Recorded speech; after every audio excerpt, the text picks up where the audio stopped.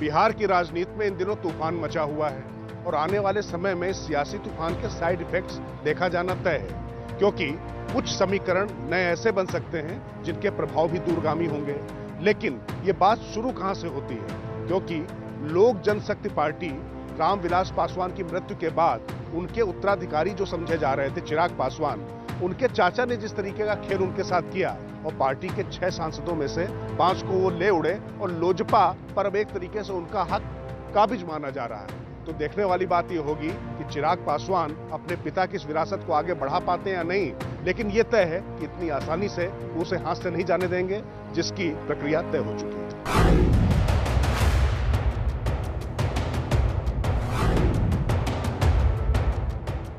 राज की बात यह है कि विरासत बचे या ना बचे, पर चिराग अपना व्यक्तिगत राजनीतिक वजूद बचा ले जाएंगे, जिसका विकल्प उनके सामने आ गया है। हालांकि जो विकल्प चिराग के सामने है, उसे थामने से पहले वो सियासत के मैसेज गेम को साधेंगे और फिर अगला कदम बढ़ाया जाएगा। दरअसल एलजेपी में फूट और पार्टी के पशुपति पारस के हाथों में जाने के बाद चिराग पासवान को तेजस्वी यादव ने अपनी पार्टी में सम्मान ऑफर किया है।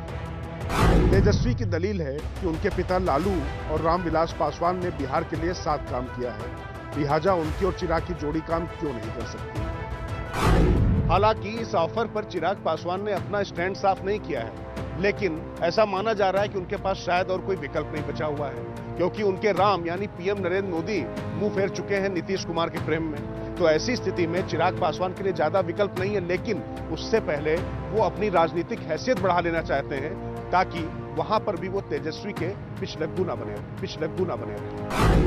राज की बात यह कि रामविलास पासवान के निधन के बाद जिस तरह से पशुपति पारस ने पार्टी की कमान अपने हाथों में ली, उसी चीज को बिहार की जनता तक पहुंचाने के लिए चिराग पासवान एक यात्रा बिहार में निकालने जा रहे हैं। इस यात्रा के जरिए जनता से जुड़ने की कोशिश भी होगी और पिता के निधन की सहानुभूति पाने की कोशिश।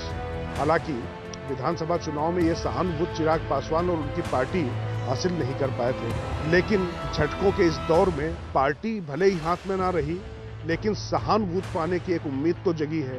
उम्मीद जगी है रामविलास पासवान के जो कोर वोटर रहे हैं, उनकी लगभग 6% वोटिंग सपोर्ट पार्टी को मिलता रहा है, जो शायद अब बेटे से जुड़ पाए।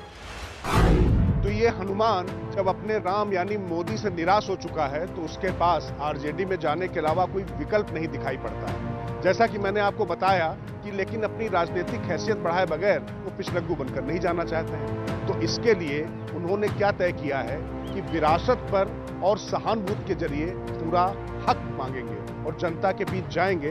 अभी वो एक यात्रा निकाल रहे हैं और मानकर चलिए आने वाले 1 साल में वो एक और यात्रा निकालेंगे, तो इतना समय अभी उनको लग सकता है आरजेडी में जाने में।